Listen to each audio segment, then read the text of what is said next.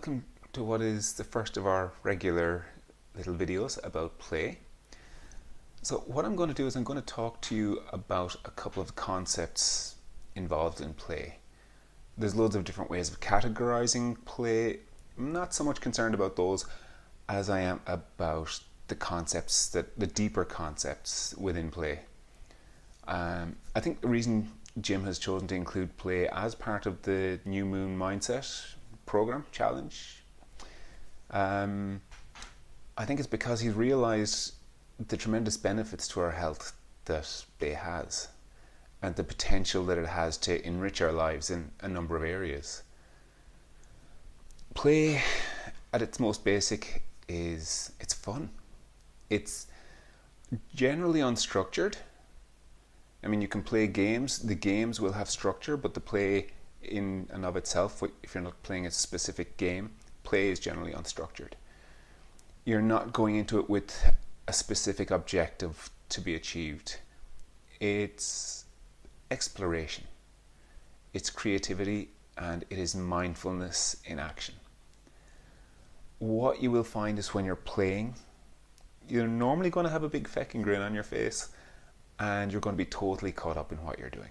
That's fundamental to being at play. Sometimes people think that play or playfulness is a trait, a characteristic that a person either has or doesn't have. But that's actually not the case. Play is, believe it or not, a skill. And like any other skill, it's something that can be improved upon with regular practice. So, as part of the New Moon Mindset program, the idea is you're going to find ways to improve and increase the amount of playfulness you can get into your life on a day-to-day basis. And the joy of play is because it is unstructured, you don't need to set aside a block of time to play. We're going to be looking at small little ways that you can just introduce little bits of playfulness every day. One thing I should mention is a lot of people get caught up with the idea that the opposite of play is work. That's not the case. You can be working and be at play at the same time. The opposite of play is depression. So that's something to think about. If you think play is childish, it can be, but more often it's childlike. So you're not caught up with what other people might think, because most of the time other people aren't thinking about you at all. Have fun, be inquisitive, be curious, be mindful, engage in what you're doing, and that's how you bring the elements of playfulness into day-to-day life. Now, the first concept we're going to explore is called attunement, and this is something we do naturally.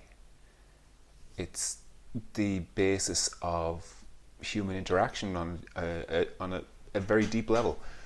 And what it is, the most easily recognized form of attunement is when a baby meets your eye and catches your eye, catches your attention. And they might smile, or they might have a kind of curious expression. And they are attuning into how you are reacting with them and how you're interacting with them.